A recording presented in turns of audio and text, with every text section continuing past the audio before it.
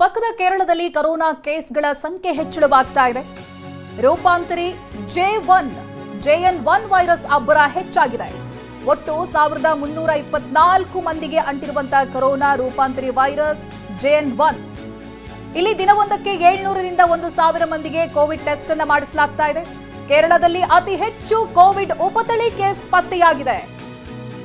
ಕಳೆದ 2 ದಿನಗಳ ಹಿಂದೆ ಕಣ್ಣೂರಿನಲ್ಲಿ ಇಬ್ಬರು ಸಾವನ್ನಪ್ಪಿದ್ದಾರೆ. ಕೊರೋನಾದಿಂದ ಇಬ್ಬರ ಸಾವಾಗುತ್ತೆ. ನಿನ್ನೆ JN1ಗೆ ವೃದ್ಧ ಬಲಿಯಾಗಿದ್ದಾರೆ. ಕಣ್ಣೂರಿನ ಪನ್ನೂರಿನಲ್ಲಿ ಇದೀಗ ಹದ್ದಿನ ಕಣ್ಣಿಟ್ಟಿದ್ದಾರೆ ಆರೋಗ್ಯ ಇಲಾಖೆ.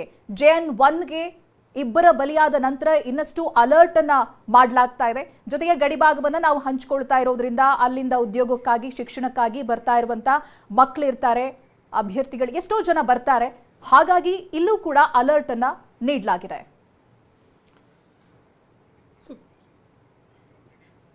ದಿನದಿಂದ ದಿನಕ್ಕೆ ಕೇಸ್ಗಳು ಹೆಚ್ಚಾಗ್ತಿದೆ. ಹಾಗಾದ್ರೆ ಈ ಒಂದು ಸೋಂಕು ಬಂದಂತಹ ಸಂದರ್ಭದಲ್ಲಿ ಏನೆಲ್ಲ ಸೂಚನೆಗಳಿರುತ್ತೆ, ಸಿಂಪ್ಟಮ್ಸ್ ಇರುತ್ತೆ ನೋಡ್ತಾ ಹೋಗೋಣ. ಸೋಂಕಿನ ಲಕ್ಷಣಗಳು: ಜ್ವರ. ನಿಮ್ಮ ಉಬ್ಬಿದ ರಕ್ತನಾಳಗಳ ಸಮಸ್ಯೆಗೆ ಎವಿಸ್ ಆಸ್ಪತ್ರೆಯಲ್ಲಿ ಕೇವಲ 30 ನಿಮಿಷದ ಲೇಸರ್ ಚಿಕಿತ್ಸೆಯೊಂದಿಗೆ ಮುಕ್ತಿ ಹೊಂದಬಹುದು. ಹೆಚ್ಚಿನ ವಿವರಗಳಿಗಾಗಿ ಸಂಪರ್ಕಿಸಿ 8088837000. ಮತ್ತು ಚಳಿ, ಜ್ವರ ಇರುತ್ತೆ, ಜೊತೆಗೆ ಚಳಿ ಇರುತ್ತೆ.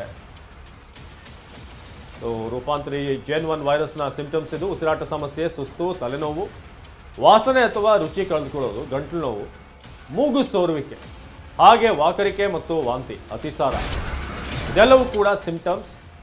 ಚಳಿ, ಜ್ವರ ಇರುತ್ತೆ, ಶೀತ ಇಂಥದ್ದೆಲ್ಲವೂ ಕೂಡ ಇರುತ್ತೆ.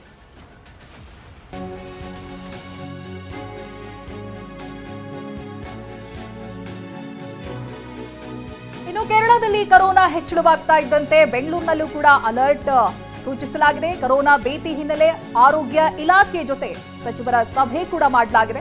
ಕೋವಿಡ್ ನಿಯಂತ್ರಣ ಹಾಗೆ ಮುಂಜಾಗ್ರತಾ ಕ್ರಮಗಳ ಬಗ್ಗೆ ಚರ್ಚೆಯಾಗಿದೆ. ಕೊರೋನಾ ರೂಪಾಂತರಿ ಹರಡದಂತೆ ಕ್ರಮಗಳನ್ನ ಪಾಲಿಸಬೇಕಾಗುತ್ತೆ. ಏನೇನ್ ಕ್ರಮಗಳಿರುತ್ತೆ, ಬೆಂಗಳೂರಿನಲ್ಲಿ ಆರೋಗ್ಯ ಇಲಾಖೆ ಯಾವ ರೀತಿ ಸಜ್ಜಾಗಬೇಕು, ಜನರಲ್ಲಿ ಯಾವ ರೀತಿ ಜಾಗೃತಿಯನ್ನ ಮೂಡಿಸಬೇಕು ಅನ್ನೋದ್ರ ಬಗ್ಗೆ ಚರ್ಚೆಯಾಗಿದೆ. ನಿನ್ನೆ ದಿನ ಸಭೆ ಕೂಡ ಕರೆದಿದ್ರು. ಕೋವಿಡ್ ರೂಪಾಂತರಿ ವೈರಸ್ JN1ನ ಸಂಖ್ಯೆ ಕೇರಳದಲ್ಲಿ ಹೆಚ್ಚಳ ಆಗ್ತಾ ಇದ್ದಂತೆ, ಇಬ್ಬರು ಬಲಿಯಾಗ್ತಾ ಇದ್ದಂತೆ ನಮ್ಮ ರಾಜ್ಯದಲ್ಲೂ ಕೂಡ ಅಲರ್ಟ್ ಆಗಿದ್ದಾರೆ. ಆರೋಗ್ಯ ಇಲಾಖೆ ಅಧಿಕಾರಿಗಳು, ಸಚಿವರು ಸೇರಿ ಸಭೆಯನ್ನ ಕರೆದಿದ್ದಾರೆ. ಮೊದಲೇ ನಾವು ವೇವ್ 1 ಹಾಗೆ ವೇವ್ 2 ನೋಡಿರೋದ್ರಿಂದ ಯಾವ ರೀತಿಯಾಗಿ ಮುಂಜಾಗ್ರತಾ ಕ್ರಮಗಳನ್ನು ತೆಗೆದುಕೊಳ್ಬೇಕು ಅನ್ನುವಂಥ ಚಿಕ್ಕ ಅಲರ್ಟ್ ಜನರಲ್ಲೂ ಕೂಡ ಇದೆ. ಈ ಬಗ್ಗೆ ಆರೋಗ್ಯ ಸಚಿವರು ಏನು ಹೇಳಿದ್ದಾರೆ ಕೇಳೋಣ. ಕೇರಳದಲ್ಲಿ ಆಗಿರ್ತಕ್ಕಂಥದ್ದು ಒಂದು ಕಡೆ ಇದ್ರೆ, ಕರ್ನಾಟಕದಲ್ಲಿ ನಮಗೆ ಗೊತ್ತಿರುವ ಹಾಗೆ ಇದುವರೆಗೂ ಈಗ ಆಸ್ ಆಫ್ ಟುಡೇ ಸುಮಾರು 58 ಆಕ್ಟಿವ್ ಪಾಸಿಟಿವ್ ಕೇಸಸ್ ಇದೆ ಇಡೀ ರಾಜ್ಯದಲ್ಲಿ. 58 ಕೋವಿಡ್ ಪಾಸಿಟಿವ್ ಕೇಸಸ್ ಇರುವಂಥದ್ದು ನಮ್ಮ ರಾಜ್ಯದಲ್ಲಿ. ILI ಮತ್ತು ಸಾರಿ ಆ ಎಲ್ಲ ಒಂದು ಇನ್ಫೆಕ್ಷನ್ಸ್ಗೆ ಕೋವಿಡ್ ಟೆಸ್ಟ್ ಮಾಡ್ತಕ್ಕಂಥದ್ದು ಹೆಚ್ಚು ಮಾಡಬೇಕು ಅಂತ ಹೇಳಿದ್ದೀವಿ. ಸೊ ನಮ್ಮ ಆಸ್ಪತ್ರೆಗಳಲ್ಲಿ ಖಾಸಗಿ ಇರ್ಬೋದು, ಗೌರ್ಮೆಂಟ್ ಇರ್ಬೋದು, ಎಲ್ಲ ನಮ್ಮ ಆಸ್ಪತ್ರೆಗಳಲ್ಲಿ, ಆರೋಗ್ಯ ಕೇಂದ್ರಗಳಲ್ಲಿ ಈ ಕೋವಿಡ್ ಟೆಸ್ಟ್ ಅನ್ನ ಮಾಡೋದಕ್ಕೆ ನಾವು ಈಗ ಆದೇಶ ಮಾಡಿದ್ದೇವೆ, ಮಾಡ್ತಾ ಇದ್ದೀವಿ. ಕೇರಳದಲ್ಲಿ ಆಗಿರ್ತಕ್ಕಂಥದ್ದು ಒಂದು ಕಡೆ ಇದ್ರೆ, ಕರ್ನಾಟಕದಲ್ಲಿ ನಮಗೆ ಗೊತ್ತಿರುವ ಹಾಗೆ ಇದುವರೆಗೂ ಇದು ಆರೋಗ್ಯ ಸಚಿವ ದಿನೇಶ್ ಗುಂಡೂರಾವ್ ಅವರು ಏನೆಲ್ಲ ಕ್ರಮಗಳನ್ನು ಕೈಗೊಳ್ಳಲಾಗಿದೆ, ಜೊತೆಗೆ ಒಂದಷ್ಟು ಮಾಕ್ ಡ್ರಿಲ್ ಮಾಡುವಂತೆ ಕೂಡ ಸೂಚನೆ ಕೊಟ್ಟಿದ್ದೇವೆ ಅಂತ. ಇನ್ನು ಏನೆಲ್ಲ ಪರಿಕರಗಳು ಬೇಕು ಅದೆಲ್ಲವನ್ನು ಕೂಡ ಸಜ್ಜಾಗಿಟ್ಕೊಳ್ಳಿ. ಯಾಕಂದರೆ ಪ್ರಿಪರೇಷನ್ ಒಳ್ಳೇದಿರುತ್ತೆ. ಯಾಕಂದರೆ ಒಮ್ಮೆಲೆ ಏನಾದರೂ ಕೇಸ್ಗಳು ಜಾಸ್ತಿ ಆದರೆ ಆಗ ಸಮಸ್ಯೆ ಆಗ್ಬೋದು. ಅದಕ್ಕೋಸ್ಕರ ಮುಂಜಾಗ್ರತಾ ಕ್ರಮವನ್ನು ನಾವು ಕೈಗೊಳ್ಳೋಣ ಅಂತ ಈಗ ಹೇಳಿದ್ದಾರೆ. ಕೇರಳದಲ್ಲಿ ಕೊರೋನಾ ಕರ್ನಾಟಕ ಗಡಿಯಲ್ಲಿ ಆತಂಕ ಶುರುವಾಗಿದೆ. ಈಗ ಕೇರಳ ಕರ್ನಾಟಕ ಬಾರ್ಡರ್ನಲ್ಲಿ ದಕ್ಷಿಣ ಕನ್ನಡಕ್ಕೆ ಹೊಂದಿಕೊಂಡಿವೆ 18ಕ್ಕೂ ಹೆಚ್ಚು ಗಡಿಗಳು.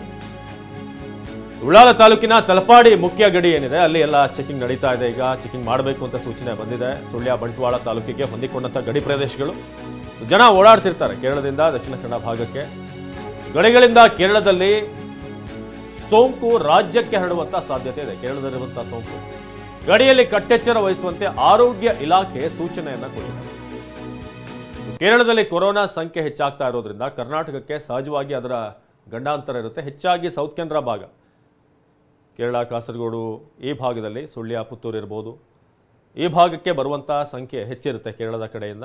ಇನ್ನು ಮಂಗಳೂರಿಗೆ ಬರುವಂಥವರ ಸಂಖ್ಯೆ ಕೂಡ ಹೆಚ್ಚಿರೋದ್ರಿಂದ ಕರಾವಳಿ ಭಾಗದಲ್ಲಿ ಹೆಚ್ಚಿನ ಒಂದು ಕಟ್ಟೆಚ್ಚರ ವಹಿಸಬೇಕಾಗುತ್ತೆ. ಜೊತೆಗೆ ಇಡೀ ರಾಜ್ಯಾದ್ಯಂತ, ಬರೀ ಕರಾವಳಿ ಅಂತಲ್ಲ, ಬೆಂಗಳೂರಿಗೂ ಕೂಡ ಕೇರಳದಿಂದ ಬರುವವರ ಸಂಖ್ಯೆ ಹೆಚ್ಚಿರುತ್ತೆ. ಅದರಲ್ಲೂ ಮೆಡಿಕಲ್ ಫೀಲ್ಡ್ನಲ್ಲಿ ಅತಿ ಹೆಚ್ಚು ಕೇರಳದವರೇ ಇರುವಂಥದ್ದನ್ನು ನಾವು ನರ್ಸಿಂಗ್ ವಿಭಾಗದಲ್ಲೂ ಕೂಡ ನೋಡಿದ್ದೀವಿ. ಸೊ ಹಾಗಾಗಿ ಬಹಳ ಬೇಗ ರಾಜ್ಯಕ್ಕೆ ಅದು ಎಂಟ್ರಿ ಆಗ್ಬೋದು.